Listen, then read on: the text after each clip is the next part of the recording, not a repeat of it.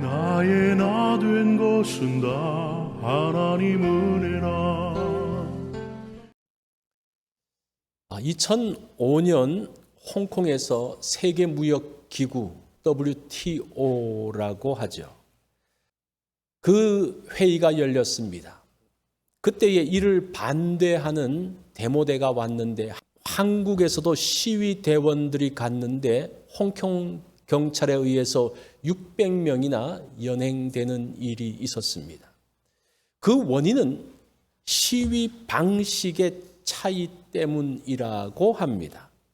한국에서 시위는 시위대가 강목이나 쇠파이프로 무장하고 돌을 던지고 화염병을 던지면서 이 폴리스 라인, 경찰 저지선을 뚫고 나가는 그런 방식으로 시위를 했습니다.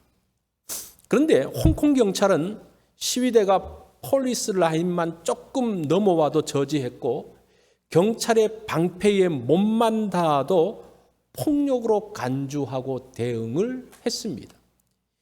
이들이 과격 시위를 하자 홍콩 경찰들은 이들을 연행했습니다. 근데 한국의 일부 신문들은 너무 홍콩 경찰이 과잉 진압을 한다라고 말을 했습니다. 그런데 외신에서는 한국 시위대가 연행된 이유를 쇠파이프와 죽창을 휘두르고 홍콩 경찰의 방패와 진압봉을 빼앗는 폭동을 일으켰기 때문이라고 했습니다. 같은 사건을 놓고 하나는 시위라고 말하고 하나는 폭동이라고 이야기를 했습니다. 시위에 대한 다른 생각, 법질서에 대한 다른 이해가 연행이라는 결과를 가져왔습니다. 이 다른 생각, 다른 기준은 신앙에서도 나타납니다. 다른 기준을 가지고 신앙생활을 하면 심각한 문제가 생깁니다. 그게 율법에 대한 거예요.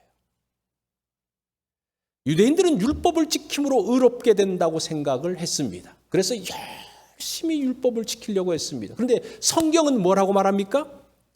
그렇지 않다고 이야기를 해요. 20절 말씀을 보면 율법의 행위로 그의 앞에 의롭다 하심을 얻을 육체가 없나니 율법으로는 죄를 깨달음이라. 율법의 행위로는 의롭게 될 수가 없다고 말해요. 율법의 용도가 뭡니까?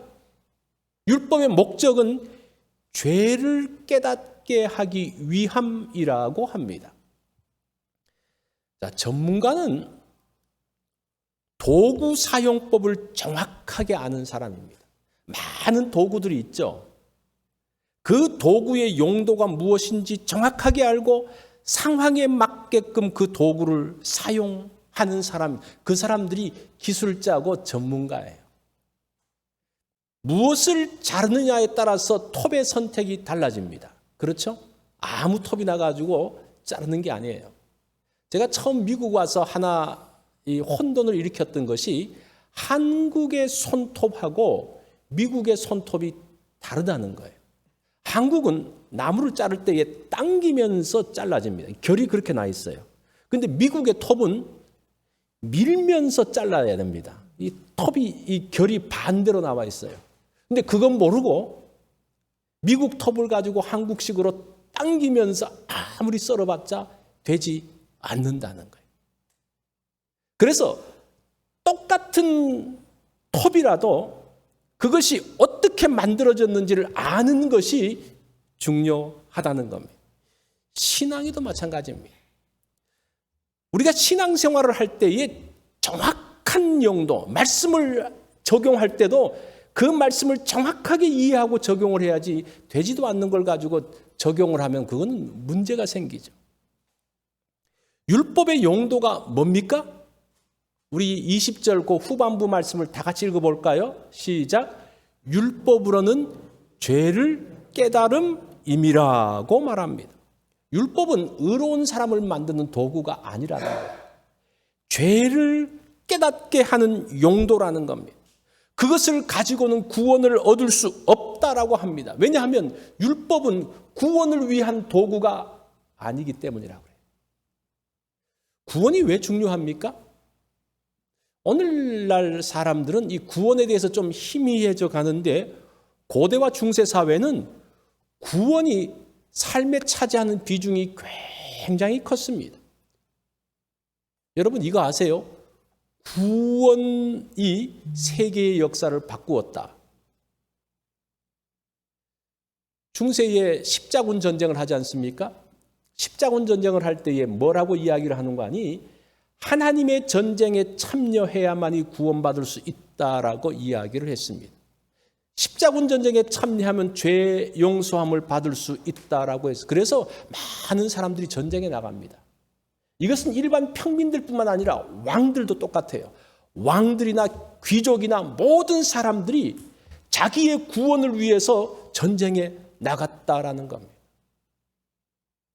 세계의 역사가 유럽의 역사가 어떻게 바뀝니까? 중세에서 종교개혁 시대로 바뀌어지는 그 시기 어떤 일이 벌어집니까? 구원에 대한 해석 때문에 유럽에서 유럽 전체가 둘로 쫙 나누어집니다. 이 구원의 문제는요, 개인적일 뿐만 아니라 세계의 역사를 바꿀 정도로 굉장히 중요한 이슈입니다. 그래서 지금 어떻게 구원을 받는 것에 대해서 여러분들은 어떻게 느낄지 모르지만 우리의 그 역사들을 살펴보면요, 굉장히 시리어스한 그런 문제였다는 겁니다. 사실은 지금도 죽음을 앞두고 있는 분들, 심각한 병 가운데 있는 분들은 이런 것들을 생각을 하죠. 구원에 대한 심각한 생각들을 합니다. 과연 이후에 어떤 일이 벌어질까? 내 죽음 이후에 어떤 일들이 벌어질까? 그런 것들을 보면 이 구원의 문제는 참으로 중요한 이슈가 됩니다. 이런 구원의 길이 율법이라고 잘못 생각했던 초대교회의 사람들, 특별히 유대 그리스도인들, 유대인들에 대해서 하시는 말씀이 오늘 본문의 말씀입니다. 오늘 말씀은 율법과 하나님의 의에 대한 차이점을 소개해 주고 있습니다. 로마서를 보면 1장 1절부터 17절까지는 하나님의 복음에 대한 요점을 설명을 합니다. 거기에 대한 제가 말씀을 드렸죠. 그 다음에 1장 18절부터 3장 20절까지는 모든 사람들이 죄를 지었는데 유대인들은 율법 지킴으로, 로마인들과 헬라인들은 윤리나 도덕으로 구원을 받으려고 했지만 그것이 다 불가능하다는 사실들을 알게 됩니다. 그러면서 3장 21절에서 뭐라고 말씀하고 있는 거니? 그러나 이제는 그러면서 구원의 길을 찾기 위해서 나가다가 길을 잃은 사람들에게 주시는 말씀이 오늘 3장 21절의 말씀입니다. 21절 보면 이제는 율법에 의해 하나님의 한 의가 나타났으니 율법과 선지자들에게 증거를 받은 것이라. 그러나 이제는 이렇게 돼야 되겠죠. 그러면서 이것이 21절이 20절과 20절 이전 말씀과 연결됐다는 것을 보여주고 있는 거예요. 이전에 그 모든 노력들, 그들이 죄를 지어서 의롭게 되려고 하고 구원받으려고 했던 그 모든 노력들은 다 수포로 돌아갔는데, 그러나 이제는 율법 외에 하나님의 한 의가 나타났다라고 이야기합니다. 이것이 인생의 전환점을 만드는, 구원의 길을 찾는 사람들의 전환점을 만드는 중요한 말씀이라고 합니다. 그래서 여러분 로마서 3장 21절을 그렇게 기억해 놓으세요. 오늘 제목이 뭡니까? 위대한 전환점이잖아요. 마틴 로이드 존스 목사님은 로마서 설교를 굉장히 오랫동안 하셨는데 그분이 3장 21절 말씀, 그러나 이제는 이라는 이 두 단어를 가지고 이렇게 말씀합니다. 위대한 트럼펫 소리다. 천지를 울리는 위대한 트럼펫 소리다. 그러면서 절망에서 소망을 알리는 소리이고 멸망에서 구원을 알리는 소리이며 영원한 사망에서 영원한 생명을 알리는 소리이고 지옥에서 천국을 알리는 소리다라고 말씀했습니다. 이 말씀이 구원의 길로 인해서 갈등하는 루터의 심장을 때렸던 말씀이에요. 그러면서 세계의 역사를 바꾸게 했던 말씀이 뭐라는 겁니까? 로마서 3장 21절의 전환점이고 그 이후에 나오는 오늘 본문에 나오는 말씀들이 정말 놀라운 말씀이라는 겁니다.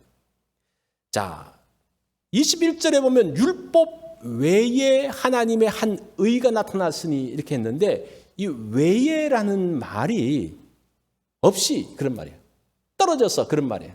그래서 이 말은 어떤 말인가 하니 하나님의 의는 율법과 관계없다라는 그런 말이에요.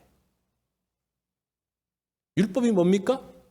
의를 위해서가 아니라 죄를 알게 하기 위함이기 때문입니다. 사람들은 의로움이 행위와 관계없다는 말을 잘 이해하기가 어렵습니다. 왜냐하면 누가 의로운 사람입니까? 착한 일을 하는 사람이 의로운 사람이잖아요. 그죠? 착한 일을 많이 하면 할수록 그 사람은 더욱더 의로운 사람이 됩니다. 우리는 대부분 생각이 그렇고 대부분 종교가 사실은 그래요. 의로운 일들을 많이 한 사람, 착한 일들을 많이 한 사람을 의롭다고 하는데 성경은 의로움은 착한 행위하고는 상관이 없다라고 이야기합니다. 바꾸어서 말하면 구원은 착한 행위하고는 상관이 없다라고 말합니다. 그러면서 율법과는 다른 하나님의 의다라고 합니다. 자, 이게 뭐지? 조금 더 한번 들어보십시오. 그러면 하나님의 의라는 게 도대체 뭡니까? 오늘 설교의 핵심이 그겁니다. 하나님의 의가 뭔가? 이것이 세상을 바꾼 말씀이에요.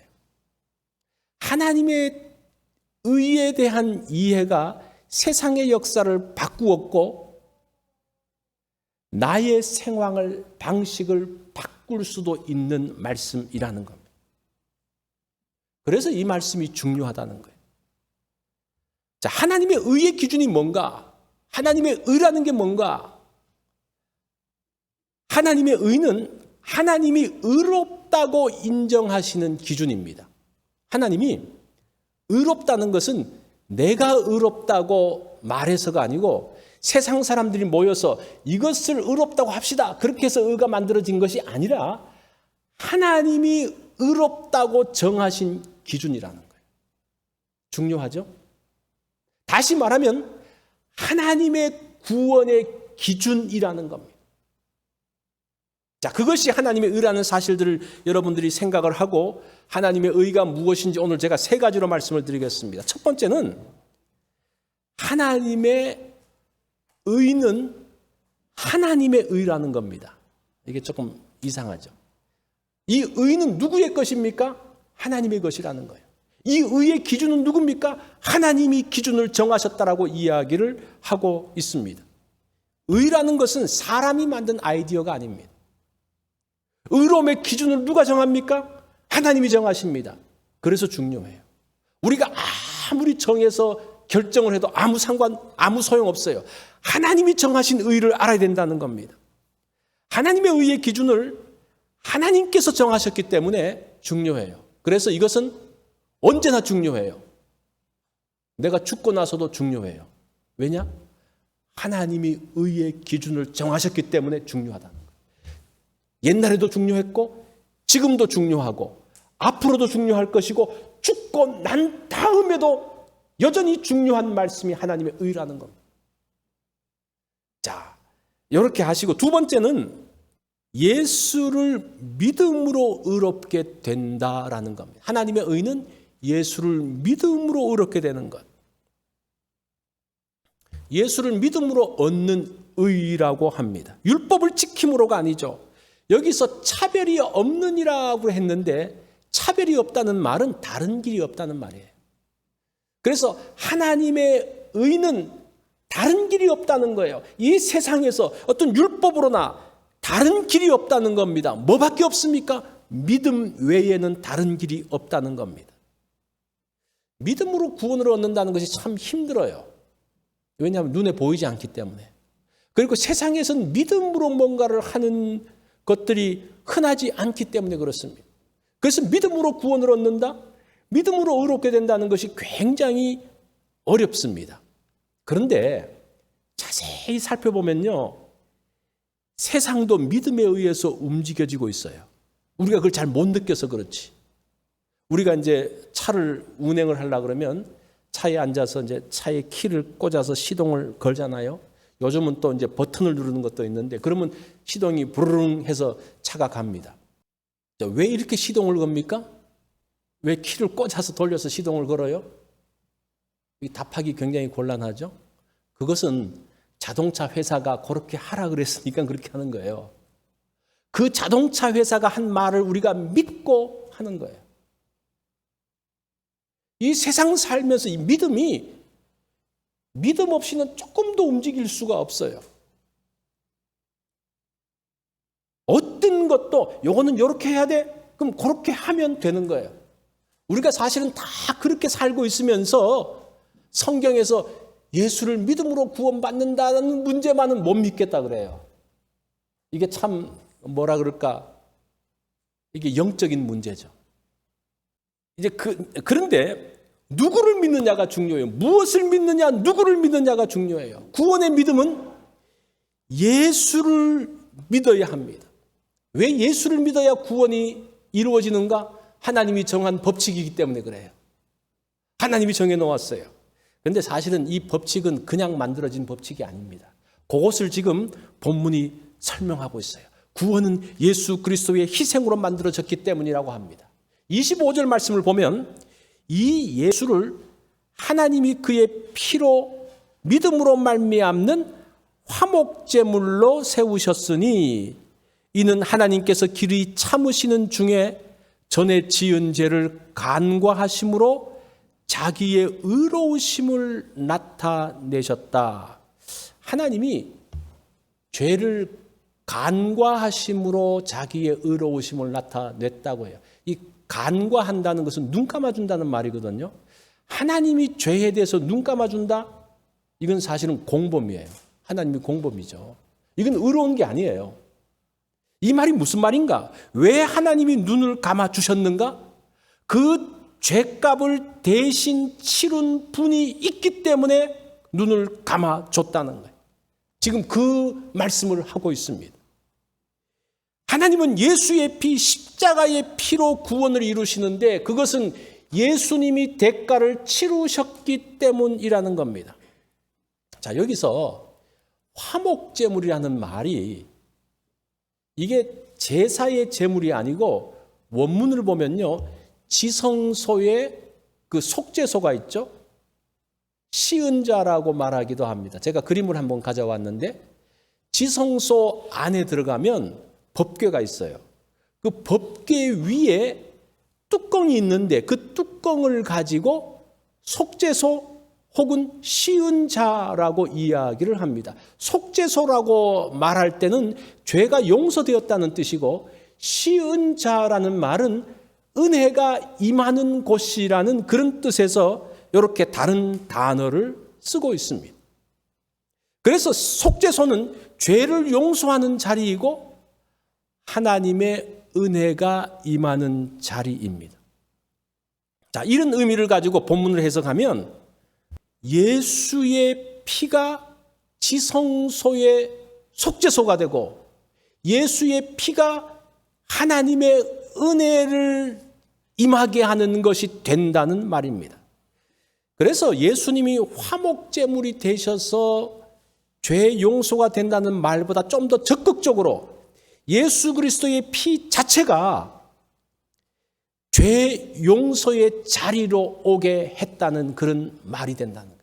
그래서 예수 그리스도의 십자가의 피가 이거를 도구로 하는 어떤 그런 의미보다는 그 자체로 이미 죄가 용서되어졌고 그 가운데 하나님의 은혜가 임했다는 말로 된다는 겁니다. 예수 그리스도의 피로서 하나님의 은혜가 임하고 죄 용서가 되었다. 그래서 우리가 의롭게 되었다. 그것이 하나님의 의의 모습이라는 겁니다. 우리는 가끔 하나님이 그냥 무조건 용서해 주셨어라고 생각하는데 그렇죠. 세상에도 그런 게 있어요. 왕의 사면이라는 게 있습니다. 대통령도 어떤 중요한 날에 죄 지은 사람들을 용서해 주는 사람이 있어요. 그냥 무조건적이에요. 물론 이제 정치적인 의도가 있는데 무조건적으로 왕이 용서해줘 그러면 그건 용서가 됩니다. 지금도 그래요. 그런데 하나님은 그럴 수 있지만 사실은 그렇게 하지 않으셔요. 무엇을 가지고? 죄값을 치르신 아들을 통해서 하나님께서 그 죄를 용서하셨어요. 그래서 하나님은 의로우신 거예요.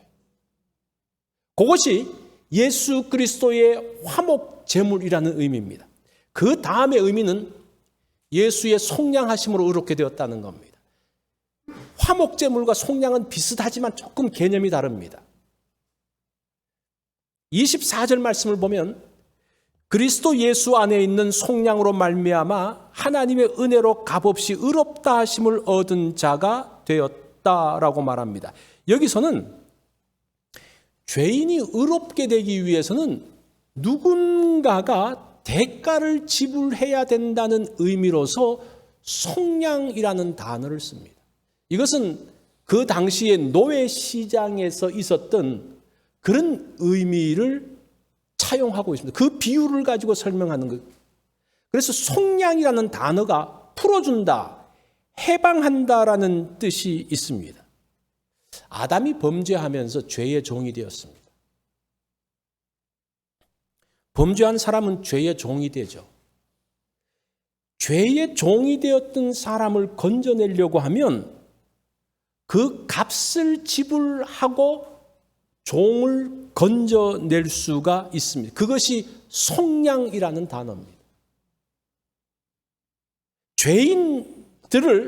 하나님께서 죄인들을 회복시키실 때 그 값을 지불하고 데려와서 하나님의 백성이 되게 했다는 거예요. 그것이 하나님의 의라는 겁니다. 이 속량이라는 말은 죄를 대신 치르는 것을 이야기합니다. 그래서 이런 제도가 사실은 세계 곳곳에 있었어요. 우리나라에도 흥부가라는 노래에 보면 이런 내용이 나옵니다. 흥부가 어느 양반을 대신해서 곤장을 맞겠다고 합니다. 이제 곤장을 대신 맞으면 그 사람으로부터 돈을 받기 때문에. 근데 그 아내가 만류를 해요. 왜냐하면 그 흥부가 제대로 먹지도 못해가지고 곤장을 맞으면 변을 당할까봐 한사코 만류하지만 그러나 흥부는 가서 대신 곤장을 맞고 돈을 받아오는 그런 내용이 나옵니다. 그게 대행의 모습이에요. 그리고 또 각 나라마다는 왕자나 귀족을 대신해서 매를 맞는 직책이 있었습니다. 여러분 들어보셨을 거예요. 그래서 왕자님을 때리지 못하니까 누구를 때립니까? 그 옆에 있는 애를 때리는 거예요. 귀족들도 마찬가지고 그렇게 대신 매를 맞는 아이를 위핑보이라고 이야기를 합니다. 자, 이런 속량의 모습들은 고대 사회에서뿐만 아니라 한 200여 년 전까지 사실은 이런 제도들이 있었습니다. 예수님도 죄인을 대신하여 죄값을 치르셨습니다. 그런데 재밌는 질문을 하나 해볼게요. 이 죄값을 도대체 누구에게 지불했을까? 죄의 종을 건져오는데 아담을 건져오고 또 다른 사람을 건져오는데 죄값을 치러야 되는데 누구한테 지불해야 됩니까? 이게 이제 초대 교회뿐만 아니라 중세 교회까지 이런 논쟁들이 있었어요. 도대체 누구한테 죄값을 주고 치러와야 되냐? 초대교회의 오리겐이라는 분과 중세의 안셀름이라는 신학자는 이렇게 이야기했습니다. 죄값을 사탄에게 지불했다라고 합니다. 그래서 사탄은 예수님을 십자가에 못 박아 죽였습니다. 그런데 그것이 오히려 사탄에게는 치명상이 되었다라고 하죠. 예수님은 십자가에서 죽으셨지만 다시 부활하시면서 죄와 사망의 권세를 깨뜨리셨습니다. 그로 인해서 죄와 사망의 권세가 파멸되었습니다. 그래서 이제 이 두 신학자는 그렇게 이야기해요. 그게 미끼 이론이에요. 예수님을 미끼로 주고 건져왔는데 그 미끼가 먹을 수 없는 미끼. 뭐 그런 내용인데 그래서 이렇게 이야기합니다. 사탄은 그리스도의 인성의 미끼를 삼키고 신성의 낚시에 걸려들었다. 미끼인 예수를 먹었는데 사탄이 오히려 파멸되는 근데 이 이론은 신학적으로 완전하지 못합니다. 이거 완전한 신학이라고 말하면 안 돼요. 이건 완전하지 않는 거예요. 그런데 속량이라는 것을 이해하는 데는 좀 도움이 되어서 제가 여러분들에게 말씀드리는 거예요. 이런 이론이 있었구나라는 것만 여러분 아시면 됩니다. 자, 보세요. 이렇게 죄가 용서받으려면, 하나님께서 죄 용서를 하려면 정당한 대가를 치르셔야 한다는 겁니다. 어떤 대가를 치렀습니까? 우리의 죄를 대신 갚기 위해서 어떤 죄값을 치르셨습니까? 아들 예수 그리스도를 주는, 이거는 어마어마한 죄값을 치르시고 우리를 죄에서 건지셨다는 것을 이야기하고 있습니다. 가장 큰 대가를 치르시는.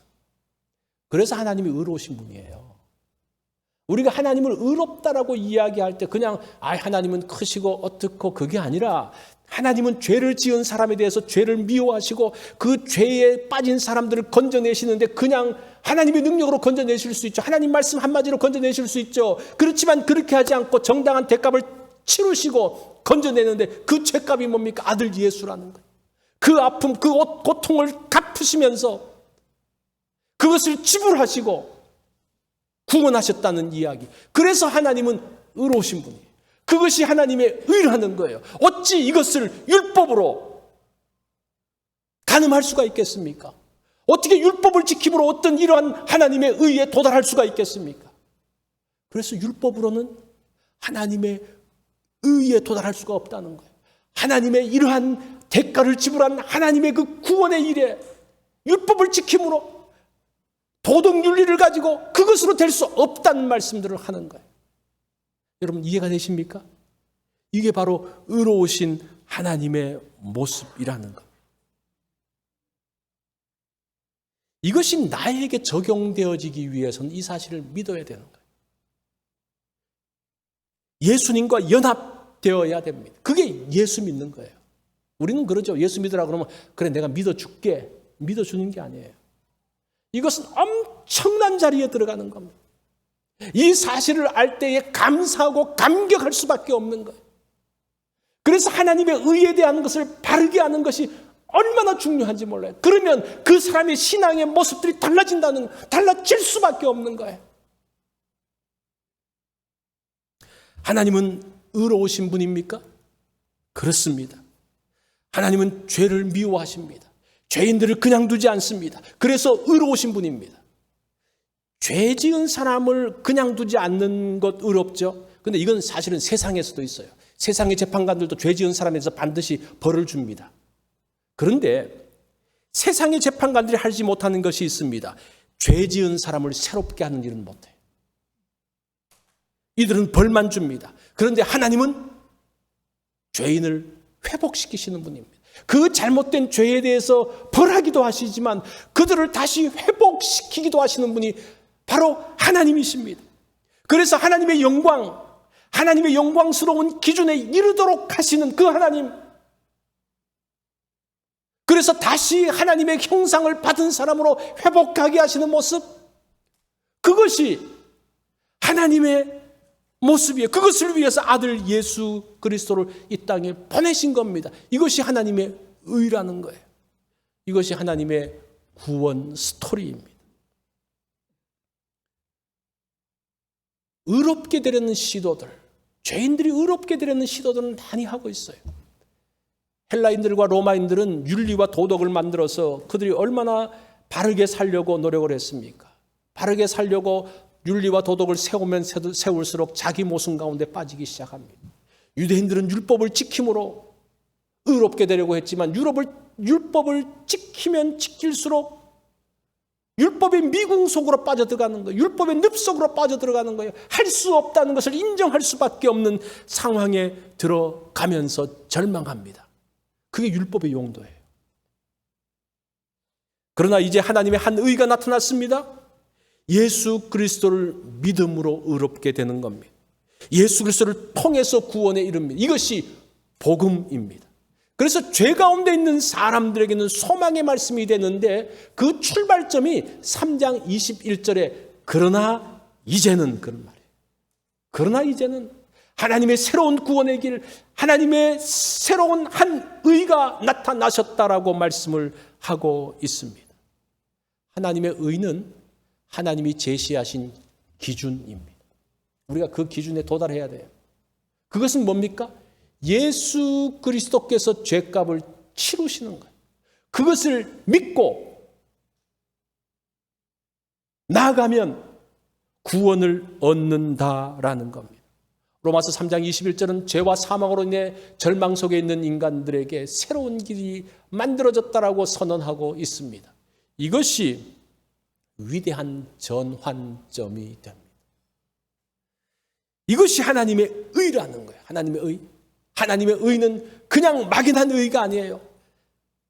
죄는 반드시 하나님께서 형벌하신다는 것, 그게 하나님의 의예요. 그렇지만 형벌하고 심판하는 것을 끝나는 것이 아니라 그 죄인들을 다시 구원하기 위해서, 그들을 다시 속량하기 위해서 대가를 치르시는데, 누구를 대가로 지불하십니까? 자기의 아들을 대가로 지불해서 그들을 죄 가운데서 끄집어 내셨다는 겁니다. 그래서 하나님은 의로우신 분이라는 거예요. 이게 복음이라는 거예요. 복음이라는 것이 그냥 막연한 게 아니에요. 하나님은 의로우신 분이고, 죄에 대해서 미워하시고, 그 죄에 대해서 대가를 치르실 뿐 아니라, 그것으로 끝나는 것이 아니라 그 죄인들을 다시 의롭게 하시는, 그래서 다시 하나님의 백성으로 만드시는 하나님의 열심, 그것이 하나님의 의이고 하나님의 복음입니다. 우리 다 같이 된 것은 다 하나님 은혜라.